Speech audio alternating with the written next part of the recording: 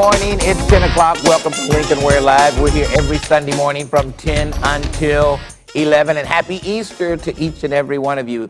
We've got a great show lined up for you today. My first guest will be Chris Bortz, Cincinnati City Councilman. The second half of the show, my good friend Ken Anderson from 1230 The Buzz. We'll talk to him about a lot of things that are going on. So we've got a great show lined up for you today. My first guest, Chris Bortz. Welcome to the show. How are you? I'm good. Good to see you. Happy Good to see you. Easter. There's a lot going on at City Council. One thing that comes to mind is we call it on radio, the streetcar named Desire. Streetcar named Desire. And the last I saw, they wanted to spend $800,000 for a study to see if, hey, it's feasible. Now, that seems like an awful lot just for a study for a streetcar that's going up from downtown to uptown Cincinnati. Seems like an awful lot. I don't know. A lot of people seem to complain about council wasting money. How do you feel about that? Well, I think it's fair to be worried about council spending money. And this is one of those instances, I think, where we really can't afford not to do this. This is about investing in the future of the city. The $800,000 we spent is to study a component of the streetcar that we haven't studied yet, and that's the uptown circulator. And that's such a big, important piece here because if we follow the rules, the federal guidelines, we can apply for federal money. If we don't do these studies that are required, we can't get that money. So really not to do these studies would be wasteful, but not to build a streetcar would be just a disaster for the city. This is a great opportunity. You have to do the studies to get the money from the federal government. Okay. But why build a streetcar? I mean, that's another question that I think is pretty good. Now, explain to people exactly where this streetcar will start, where will it end, what areas, how it's gonna work. First of all, we'll do that, but first we need to take a break and we'll come back. You tell us where it'll start, where it will end, who will it impact along the way, because people want to know those things. We'll take a quick break and we'll come right back with Chris Bortz. Chris Bortz, Cincinnati City Councilman. We'll be back in a moment.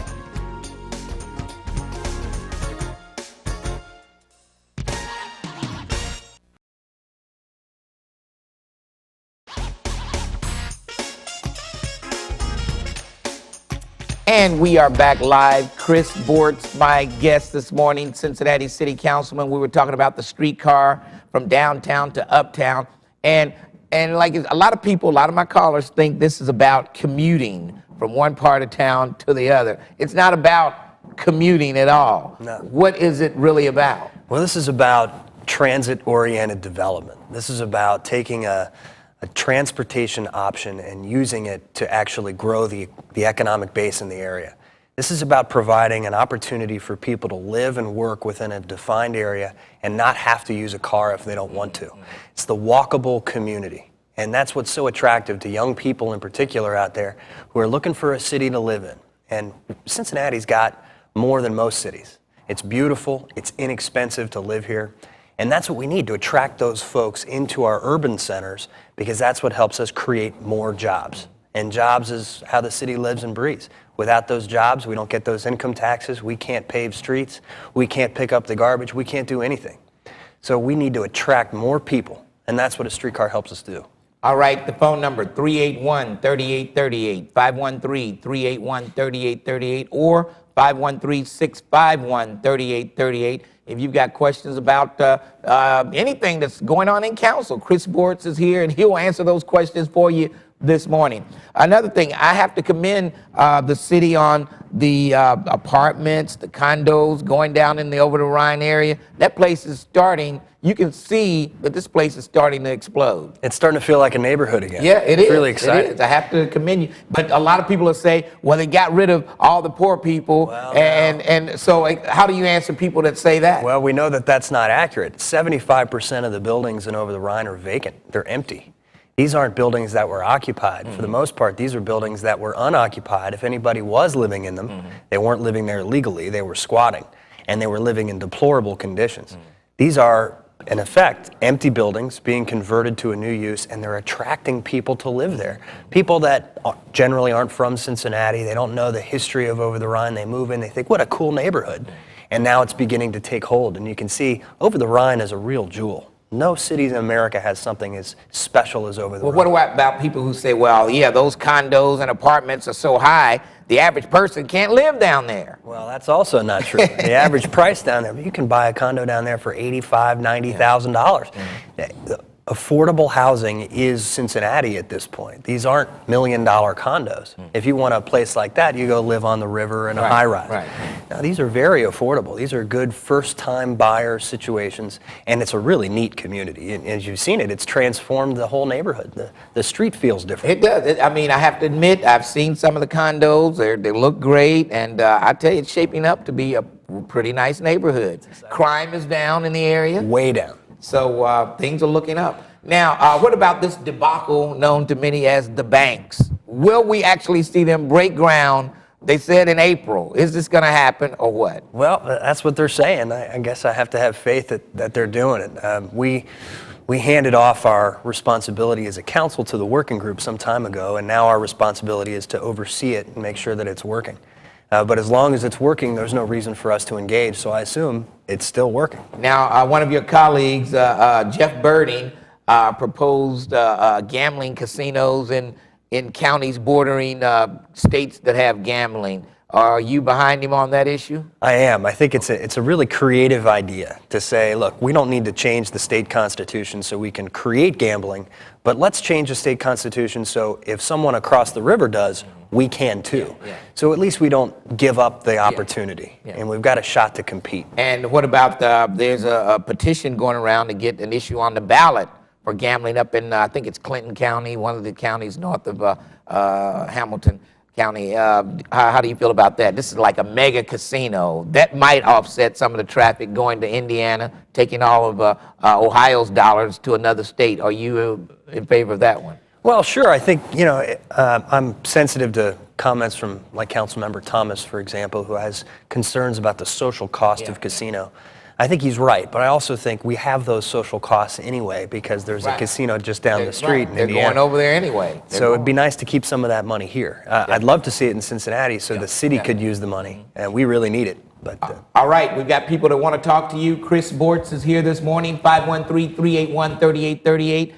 651-3838. Either of those numbers will get you in to the studio. Let's start off this morning with Lucy. Lucy, how are you? Good morning. Fine, Lincoln. And Chris, good morning to you. good morning, Lucy. Happy Easter. Happy Easter to you. I was wondering, in the established areas of Cincinnati, Evanston, Avondale, Walnut Hills, what are you going to do about these areas? You're concentrating on the over-the-Rhine area, first-time home owners, bringing new people into the area. What about people like myself who've been here all our lives? We don't have transportation. We don't have affordable housing. We don't have anything in our community to draw anyone, even relatives from out of town, to come visit. What are you going to do about those areas? Not just concentrate on one area. That's a good question, Lucy. Hang up and listen to the answer. And she brings out a point that you hear time and time again from people in Avondale, Evanston, like she said. Grocery stores are moving out of Avondale. And what are you going to do for the people that live out in the community? Well, Lucy, good question, and everyone else that has the same concern. I tell you what I'm going to do. I'm going to build a streetcar in downtown and uptown. And some folks think, well, that means you're only investing in those two areas. But the reality is that's where all the jobs are. And that's how the city gets its money to do everything, whether it's pave streets or pick up garbage or create incentives to keep a grocery store in town. We need the money to do that. Okay. And in order to get the money, we need more jobs. This will generate the money to help people in those areas like Evanston and Avondale. I think the Aldi's is supposed to close down in Avondale sometime this summer or either late this year. I mean, now they will be a community without a grocery store. Right. Well, there's an old adage. It's look at your strengths and make them stronger. And the strength of Cincinnati is its job growth areas, and that's downtown and uptown. That's where all the money comes in. Almost 65% of the total revenue of the city comes out of those two areas. Okay. So if we really want to grow as a city and create more money to invest in other areas, we have to invest more aggressively in our strongest employment base. And that's what the streetcar really is all about. Plus, it's expandable. So once you do get it from uptown to downtown, you can start to reconnect all the neighborhoods. Remember, Cincinnati grew up built around a streetcar. And it was dismantled when the auto companies bought up all the streetcars, and the car manufacturers invested in buses and made us invest in roads, and that changed the city. So for 50 years, it's really been a story of decline away from the streetcar and a focus on auto-centric development. You know, you had to have a car to get around. Had to have a car. All right, let's move along. Let's go to Linda. Linda, good morning. You're on with Chris Bortz. How are you? Good morning. How are you gentlemen this morning? Pretty good. Good morning, Linda. I'm very interested in the fact that I am listening to you say downtown and uptown, and then I listened to the woman from concerns about Walnut Hills. To me, what you're talking about is bringing people who live to the suburbs that already have jobs in the city. Then you're making that viable for them, and they'll say, well, hey, you know, there are beautiful homes down there, Italian architecture. Over the Rhine definitely has a potential. But people that, such as myself, we don't have that income for $80,000 and $90,000 homes. So the protection for the poor is still pretty much the same as it's been for the last 50 years when they built the expressways, so people didn't have to see the poor when they did drive downtown. Now I really feel just streetcar thing takes me back to the day when I used to work for town property, and I'm sure, Chris, you know, there was a gentleman there that wanted to start that streetcar up, and now it appears, 20 years later since I worked for town, that this is happening. Unfortunately, my position, becoming disabled, I don't see where this can help me either. I'm with a woman in Walnut Hills. I mean, you're talking about jobs, but the jobs you're speaking of are labor-type jobs. Okay, now, somewhere in all of this, is there a specific question? Yeah, there's a specific question. Okay. The reality is, who is really going to benefit? Okay, from that's this the question transit right there. system? Who is going to benefit? Thanks for your call. And I believe you just explained who would benefit from this. Everybody in the city benefits. This is an opportunity for us to strengthen one of our key assets, and the jobs that are created in downtown and uptown, these are jobs in healthcare. These are jobs in nutrition. These are jobs in graphic design and branding. These are high-paying, good jobs. And if we're going to be competitive with cities like us across the country, really across the world, we have to have an attractive, urban, walkable environment. And that's how we get the talent. And the talent creates its own jobs. Cities are great incubators for entrepreneurial spirit, for new businesses to develop and grow. So I think it's really an exciting opportunity for us. Let's take a quick break and we'll come back. We'll take more of your calls at 513-381-3838, 513-651-3838. Chris Bortz from Cincinnati City Council, my guest this morning. We'll come right back and you can talk to him right here on It's 38.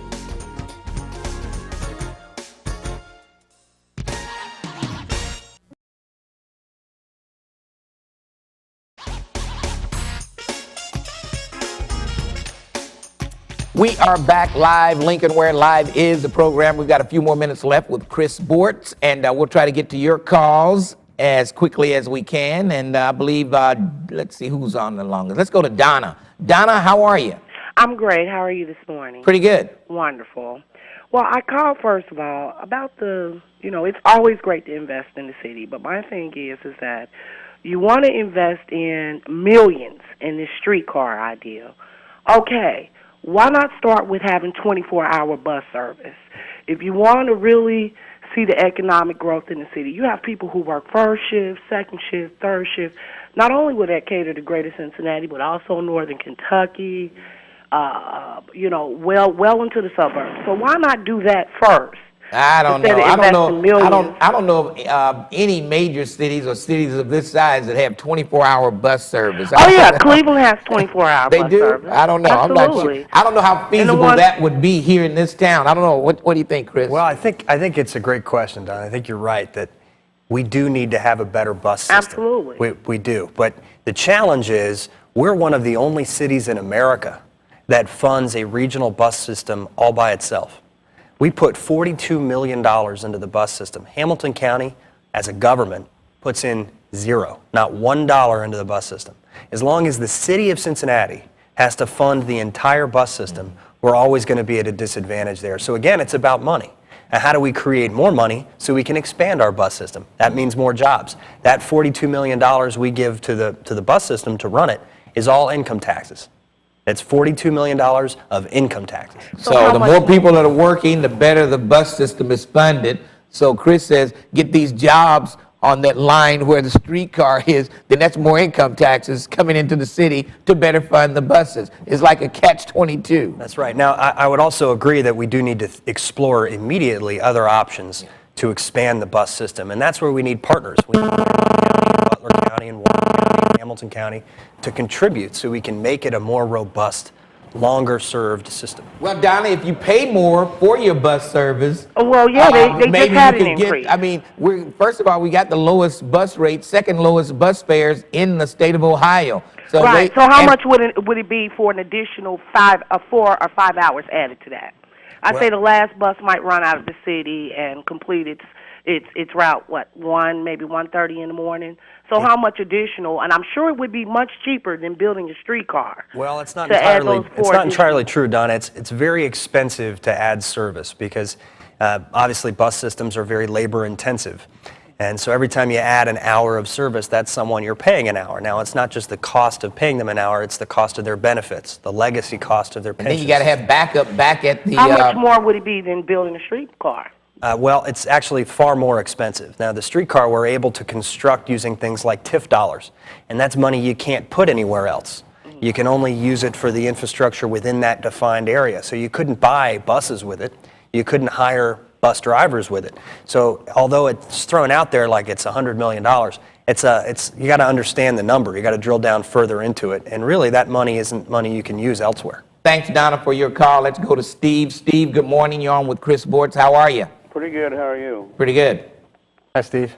Hi. I would like to add to the list the Kroger's in Walnut Hills that'll be closing as well as the Aldi's. Yeah. And I think the city should do something to help promote businesses in the Well, community. the city can't even get a grocery store in the downtown area that's sorely needed. So I don't know if they're going to be able to help the people out in Walnut Hills. I don't know. Well, that's a challenge. The mayor put together his task force to look for a grocery store. The hard part here is, how do you get a retailer to locate? And they are very particular. I'm in real estate development when I'm not at City Hall, so I understand a little bit about what they're looking for.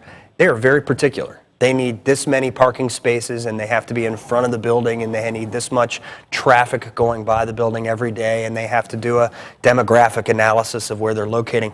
And if each one of those criteria aren't met, they simply won't locate.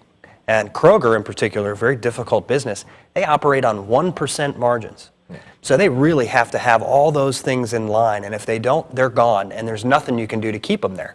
Now, in this particular instance, the city doesn't own the land that the grocery store is on, so that's between the landlord and the grocer. We can't buy the grocery store. So it's about trying to entice them to stay, but at this point, it doesn't matter. There aren't enough tax incentives to make them want to stay. Yeah, and then the people who end up suffering are the people in Walnut Hills. So the answer is, let's get more people into the area. More people with more money to spend means more retailers will follow. Again, all back to the streetcar. All right, Steve, anything else? Well, I don't think the streetcar will have much to do with bringing grocery stores to Walnut Hills. I think Walnut Hills and Avondale would do better if the people had more money. If people in the area had money to spend than the grocery stores. Now they're stealing stuff. Aldi's is leaving because they're ripping them off. They can't make a profit. Kroger's is leaving because they're not making a profit. They're not making a profit because the people don't have enough money. The people down on the streetcar, that's not going to help the people in Walnut Hills. The people in Walnut Hills need to have a better income. There needs to be lower crime. Well, what about the people in East Walnut Hills? Where they got all these big condos over in East Walnut Hills. Where do they go to shop for groceries? I guess the location of that Kroger in Walnut Hills is not suitable for the people who live in East Walnut Hills. They don't want to go there because of the element that hangs around in front of that Kroger. I have a good friend that lives in East Walnut Hills, and she's very disappointed that Kroger's is closing. Now she'll have to go all the way to Hyde Park. She shops there routinely. That's where she goes. People in East Walnut Hills go there. Steve, I spoke to the Kroger rep, and they made it pretty clear that the reason they're moving is that location is too small. There's not enough parking out in front, and they're paying far too much in rent to make it work. So it's a function of the economics. Yeah. The reason the Hyde Park Kroger does so well is because it's enormous. Yeah. It's got plenty of parking, it's huge, it draws from a much broader area than a single neighborhood. The time of the neighborhood grocer has passed us by. It's hard to get those little grocers these days. It's just too difficult to operate. It's too expensive. All right, hey, Steve. Well, Chris, I don't think you've ever been to Aldi's then. Because Aldi's is a grocery store I really like. I don't get lost in there. I go to buy groceries, not everything else. Have you been to an Aldi's, Chris? I've been to a number of small grocers, but again, those models are very difficult to manage and repeat. And to get a big grocer chain like Kroger with the dairy and the fish and the meat and all the dry goods is very challenging. They need a huge square footage in order to function properly. So there are opportunities to investigate the smaller scale bodega type grocer, and they're beginning to pop up again around the country, and a couple here and there and around Cincinnati. But again, it's a tough model, and you can't serve thousands and thousands of people with those little stores. Aldi's is the largest grocery store in Europe. And now it they've seems like moved into Aldi's this doing country. pretty good in Avondale. Why they're leaving, I don't know for sure. But Crime. They were getting ripped off. They weren't making any money. More stuff was walking out the door under coats and was walking out the door at the register. well, they need to start maybe putting some type of electronic tags on their foods, and Like they do on put CDs? put a little strip on there, and when people walk through there without it being demagnetized, then, Well, let's get away from the grocery store. Let's ask Chris why he thinks the red light cameras are good for the community and how that's going to help us all out by all getting tickets when we roll through a red light. Thanks Well, for your actually, call, Steve. And I think that'll probably get shot down in court. Actually, I voted against those red light cameras, so I appreciate him bringing it up. I think it was an opportunity to grab some revenue by the city. I think we've been told by the manager we can't even generate as much money as they said we would in the first year because it's just not functionally possible to get them up and running. I think they actually create more danger than they solve. So I voted against them. Thanks for bringing that up, Steve. I think that's a bad idea. We should get rid of. I think some people probably going to take the city to court over them. If That's what I hear, and I think we're wise to consider moving on to a different right. subject. And we know the city does not like to waste money in court because that's why the city manager said we're going to give these guys their jobs back, their demotions. We're going to reinstate them. The police officers, because they didn't want to fight in court. Yeah. What about that? I mean, Stryker demotes these officers who the supervisors who seem to not check on their officers on the beat. These officers watching TV, playing video games, so they get suspended. Their superiors get demoted, and all of a sudden it's overturned, and then they're back where they started again. I think it's clear to me that the arbitration system does not work. And when we renegotiate the FOP contract, I'm still on council at that time, I'm adamant that we renegotiate that contract from the ground up, and that when discipline is imposed by the chief of police and the city manager, that is the discipline that stays. Arbitration is ridiculous. We're talking about the people that are protecting and serving not just all of us, but one another. And if one of your colleagues is blowing off his assignment and playing video games, he's putting your life at risk. And I think that's absolutely unacceptable. The way this arbitration has come down, I'm astonished. I'm embarrassed for the way our system is operating. All right, and we're going to talk more about that with my guest, my second guest, Ken Anderson, in just a few minutes. So if you want to talk about the state of the police contract with the city and this arbitration, this binding arbitration, stick around. Ken Anderson is coming up. Chris Bortz, want to thank you for joining me this morning. Thank you, Mr. Ware, and again, happy Easter to you. Same to you, and we'll follow you on City Council, and we'll follow that streetcar named Desire. All right. All right, let's take a break, and we'll come back and talk to my good friend, my good Republican friend, Ken Anderson, right here on Lincoln Ware Live. We'll be back in just a moment. Stick around. We'll see you in just a few.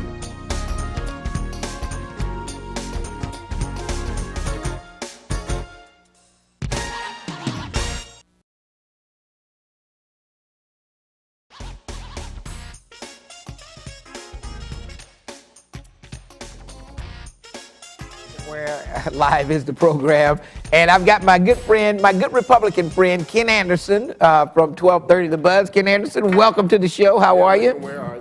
Thank you. Now, tell us, yesterday I was reading the paper, saw in there where Stryker had no idea that these guys were going to get their demotions reversed. These are supervisors who let their guys just goof off for months until other police officers had to complain about it. And then the city says, we don't want to go to arbitration. It's going to cost too much. Let's just let them have their promotions back and let's forget about it.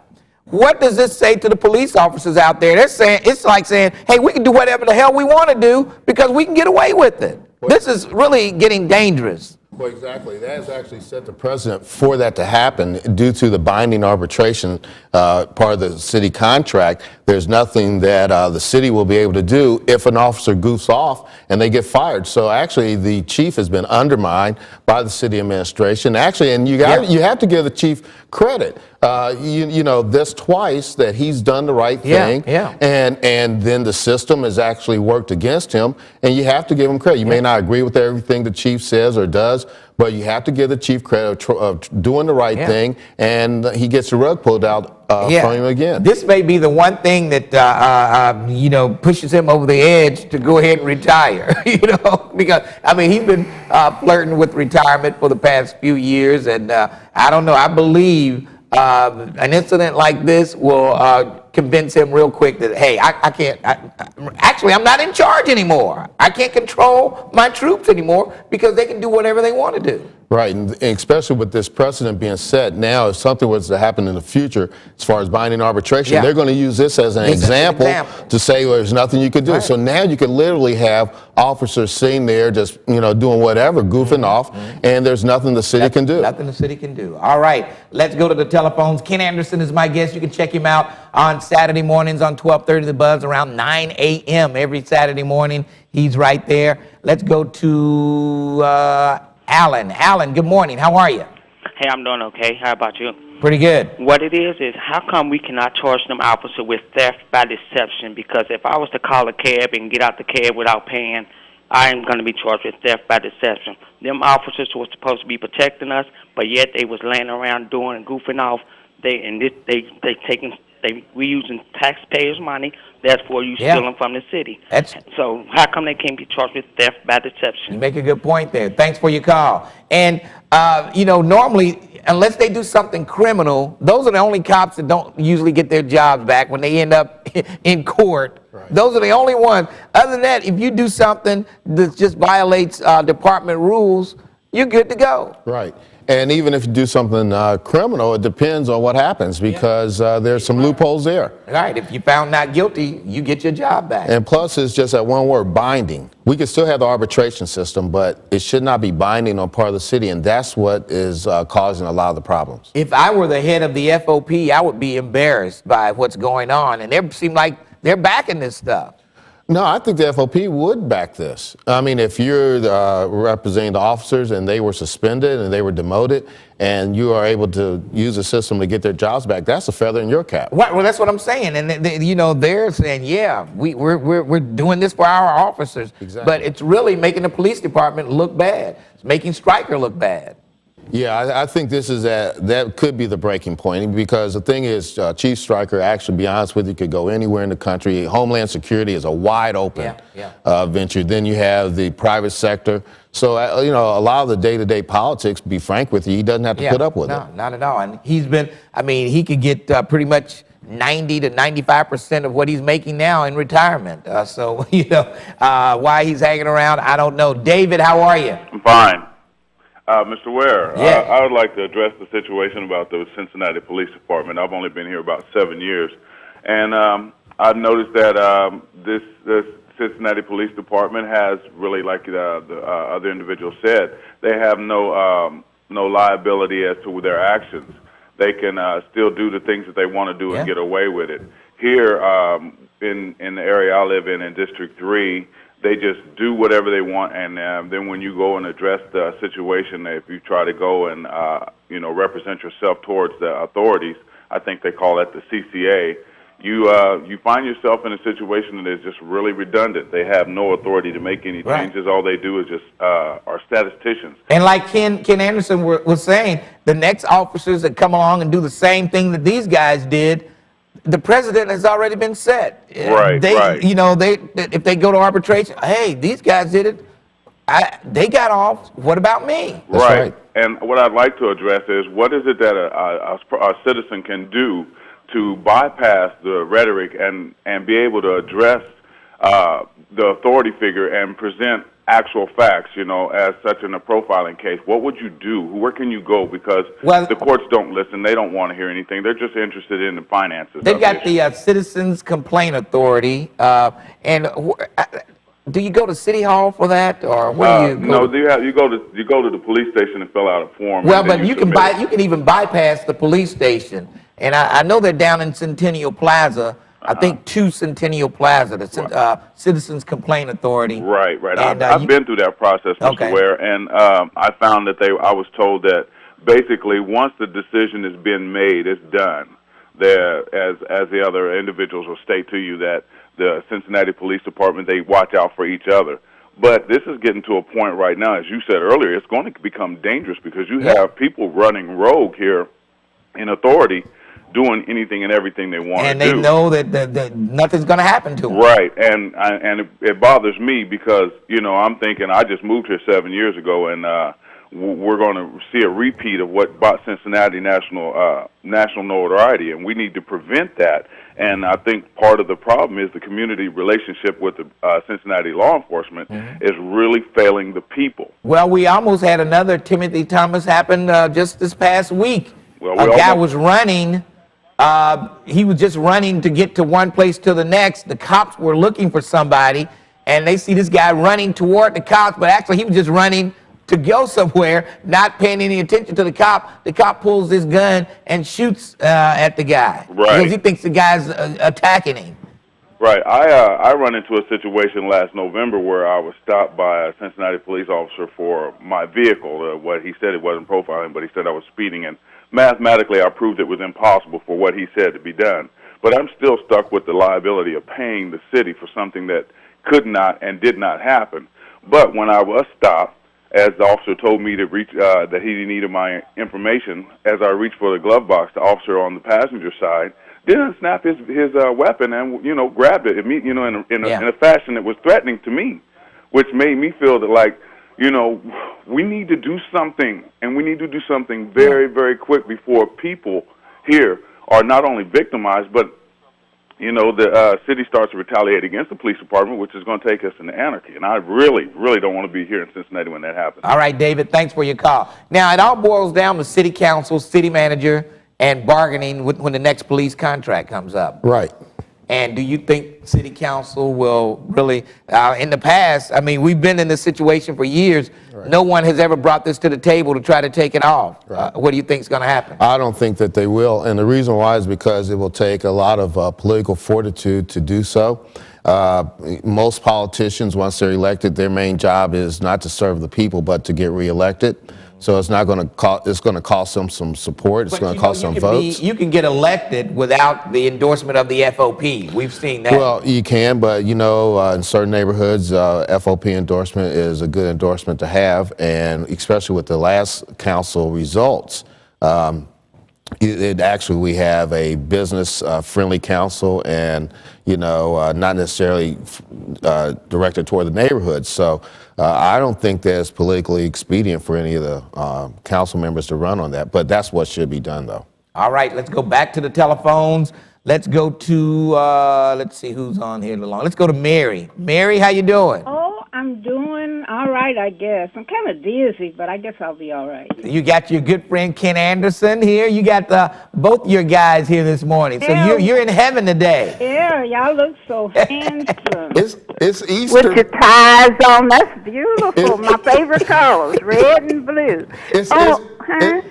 What you say? It's Easter, Miss Mary. Oh, right. I forgot. Happy Easter. But I bet y'all be dressed, Lincoln be dressed every Sunday's Easter for him. Oh, yeah. Fine. Every day's a holiday. Right. I want to say, those policemen are really brothers. They really stress brotherly love. The white officers do what the black men need to do. show love for one another. They really stick up and stand up for one another. Well, most times cops will stick together. On the case where the cops were goofing off, it was other cops that turned them in. They do not stick together with the black cops. Oh, it's mostly white. Oh. I know, because I've been watching it. So you saying the white cops don't back the black cops? Amen. That's what I'm saying. Oh, you boy. said it. I want to, and that's what we need to fight about. You know, really get behind it, because the black guys coming on have a hard time. Right. And I want to say also about the bus. Can I say about the bus? Yes. I want to say, all these people, they talking about more people getting food stamps and all that. Why are they talking about old stupid trolley? We don't need that. Take care. Have a happy day. Okay. Boy, all right, Miss throws Mayor. it in there. She hits and runs. Oh, yeah. All right, 513-381-3838. 513-651-3838. Let's go to Melody. Melody, how you doing? I'm good today. How are you guys? Pretty good. I'm kind of disappointed at the whole decision reversing the discipline for the cops. Number one, it was like a slap on the wrist. You know, you have a job to do. You were paid to do this job, and you're somewhere slacking off. So not only are you stealing from the community, you know, you guys are supposed to be policemen, and it's like you just keep diminishing your role in the public's eyes. And I mean, it was a stiff penalty that he gave those supervisors. I mean, they lost thousands of dollars. I mean, he sent a real strong message to the other supervisors around the police department. You better check on your men. You better know what they're doing. You better make sure they're doing their jobs. If you don't, you can see what's going to happen to you. He sent a strong message, and that's all out the window now. And how amazing is that? He's supposed to be the chief of police, you know, and these people are underneath him. He doles out punishment, and someone just simply tells him, oh, well, it's not valid anymore. I can change it at will. We don't want to spend money to fight it and let them get their promotions back, reverse their demotions. How incredible is that? And the cops who are really, and trust me, I know a lot of really good police officers who are the heroes that we think they are, and they have to be so sorely disappointed in this, and I know they can't speak out. You know, there's a brotherhood thing, and they don't really want to speak out for fear of, you know, involving the entire police department. But it's really sad that, you know, a select few, they keep getting away with doing just sheer atrocious acts, and they get to retain their job, they get the money back, you know, and their punishment is reversed. All right. What kind of message are you sending? Hey, Melody, thanks for your call. Thank you. Appreciate it. All right. Yeah, I was just going to say, and the other thing, too, like I said before, people will, you let something go wrong, people will take the chief and they'll just say everything negative they can about him. But here's a situation where he's done everything that he could do as far as to send a message, to mete out proper punishment, to say that this will not be tolerated, and then for the city administration to pull the rug out from under him. I think that's what is divisive. Yeah, that's got to hit the chief below the belt. He claims he didn't know anything about it. They say he did. I don't know who to believe. I think more or less is that he's trying to stay above the fray. Yeah. You know, but I really think that was a dirty blow from the city administration. All right, let's go to our good friend. Oh, we need to take a break. Hold on, Kim Uhel. I forgot to take a break. We'll take a quick break and we'll come right back. Ken Anderson is my guest this morning, my good Republican friend, Ken Anderson. And we'll come back to take your calls right here on Lincoln Ware Live. Back in a moment.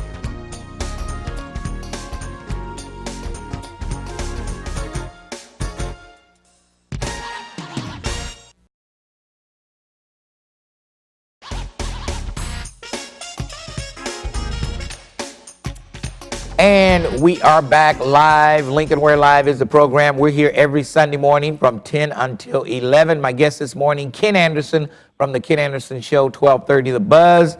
And let's go to Julian. Julian, how are you? I'm on, man. Speak up. Yes. About the gentleman that just talked about getting put over by the cop. You know, we're so far advanced today. What's the sense of them asking the person for their registration to have them reach over like that for anything? You know, why can't we just do like a regular scanner? You know, put them in the back of the car, just like do tags. You know, when the person gets pulled over, immediately the cop stands right there, scan his car. Well, I mean, you know. Well, yeah, that's true. I don't know why he needed to see the registration. Driver's license was probably enough, but you know, anything to inconvenience the person or stall for time or whatever. Well, they could legally ask you for your insurance card, too. Yeah. So they could ask you for your driver's license, registration, and insurance card. Okay. Matter of fact, if you ever get pulled over at a checkpoint, you better have those 3 things handy. Exactly. And if you get stopped for a ticket, you got to have your insurance card, else you have to go to court to prove that you have insurance. Exactly. But that seems to be always the problem that a lot of people, complain about. When they reach over, wherever they have their wallet, they got to reach for the wallet, cop immediately, take the. Well, what you should do is just tell them, it's in my glove box, I'm getting ready to reach over and get it, instead of just doing it just like that. Tell them what you're going to do before you do it. It's like that Richard Pryor skit, I am reaching for my wallet. But also you should turn. Exactly. Also, that all goes back to the old Diallo case in New York. When the guy reaching for his cell phone. That's kind of. Thanks for your call. And Lincoln, real quickly, also, it was mentioned years ago that when you pulled over at night, turn the interior light on. Yeah. And then, like you said, communicate to them what you're actually doing. All right, let's go to Paul. Paul, good morning. Hello? Yes. How you doing? Okay. Hey. Good morning. Turn your TV down, Paul. Okay. My thing is, you got these young officers, 21, 25, don't have experience in life at all, but I'm over 50. And then you got these young kids putting over, these officers putting us over. Okay, Paul, your phone is so distorted, I could barely understand you. Call back on a better phone. Doug, how are you? Fine. How you doing there, Lincoln? Pretty good. Yeah. Hey, I just want to make a mention about, the way they railroaded Ron Twitty. Yeah. I know they didn't do any reversals on that. They treated him like he was Al Capone's cousin or something. Yeah, you're right. Hey, one more thing. I wanted to catch Bortz. Is it too late to make a comment as far as the council goes? Well, he's gone, but go ahead and make your comment. Okay, yeah. Well, see, one thing I know about this council, I was born and raised in Cincinnati. That's one thing. They got that building, that parking lot down there on 50 Ray Street. They were supposed to develop it to a Nordstrom. It never happened. Yeah. That parking lot's been there forever. It took them forever to get That's the most expensive piece of real estate in Cincinnati. Right. It took them forever to get that 1,000 Square West off the ground. They're battling with this bank thing. Now you're talking about, one thing I know about these councils, they don't seem to be able to get things done. It's like they got 5 or 6 things going on at one time, but they can never bring anything to fruition. And then they're always running for re-election. I mean, this 2-year term stuff, I think they need to go to 3-year terms because, you get in there, by the time you get your feet wet, it's time to start campaigning again. Right. Well, that's one reason why you do that, because that way when you campaign, now you have headlines, you have things that you can put in front of the public to say, re-elect me. That's why I said most politicians, once they're elected, their job then is to become re-elected. Yeah. And they start running the very next day. That's and that's the way it really works. A lot of people might not understand that. It doesn't, it transcends parties, so it's not a party affiliated thing. That's just the way of the nature of the beast. That's the way it is. All right, let's go to Kim UL. Kim UL, how are you? I'm doing fine. Shalom, how you all doing, Ken and Lincoln? Hey, I have 2 very important things to present to you all, and I want your input when I say it. Okay, 2 things. One, it's this negative perpetuation of negative actions and everything is going to keep happening in Cincinnati because 2 things. One, the mannerism of the white officer on the Cincinnati Police Department is still going on. Profiling is still going on. It may not be nearly as much as it used to be, but it still is in the black community. That's one. And 2, the Sentinel was created. Do you all know why it was created? I guess the black officers didn't feel that they were getting fair representation from the FOP. Exactly. And you still see that, and y'all know I'm telling the truth. You still see it going. Black officers getting a little something. I know them still might be wrong, but the smaller little thing, they're gone. The white one can do death. It seems to me like most of the time when the black officers get in trouble, it's something criminal, and they end up in court. I know, so really, they don't have a leg to stand on. And one of these officers African American? Yeah, I think one. Right. So these group of officers that were reinstated, they were mixed. One was one African officer, American. the guys that were goofing off, one was black, one was white. I'm telling y'all, if you all open your eyes, you'll see that the white officers are being fought for more heartfelt and diligently than the black ones. I'm telling you, for even the smallest thing. All right. One other quick thing about the complaints. Quick. I had a complaint about 5 years ago with the Citizen Complaint Authority. They looked at it, and they said it better to go down to the police department and file that, because it really wasn't real bad. It was just me and an officer got into it because he disrespected me. No. So I went down there as I was signing the... It probably didn't take much to disrespect you, Kim. Oh, no, Lincoln. I know you. No, I'm it cool, didn't dude. take much. I'm a straightforward man, but I'm cool, you know. Right, So I go down there as I'm signing the complaint. The officer, the sergeant, diligently trying to get me not to sign it. And I know why, because he didn't want to put in a white officer file. Okay, thanks for your call. I'm out of time. Yeah. Real quick, because dealing with Twitty, he wasn't a member of the FOP, from my understanding, so he didn't have FOP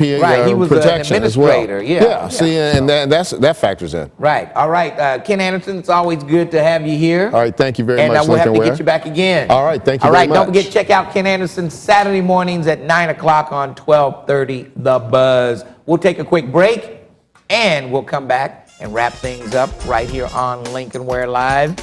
We'll take a quick break, watch these messages, and come back. And, hey, we'll see you in just a few on It's 38.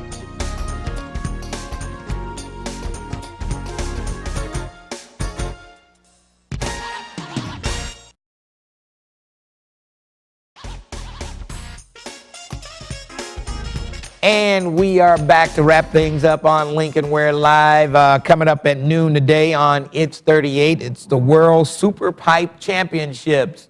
You know, where they have those skateboards and they do all the flips and all that crap on the skate. I still don't understand how they can do that stuff. Anyway, that's at noon today on It's 38. If you want to see a rebroadcast of this show, if you just loved it so much that you got to have more, you need a double dose, you can tune in tonight, 8 o'clock on WOTH Channel 25. That's at 8 o'clock.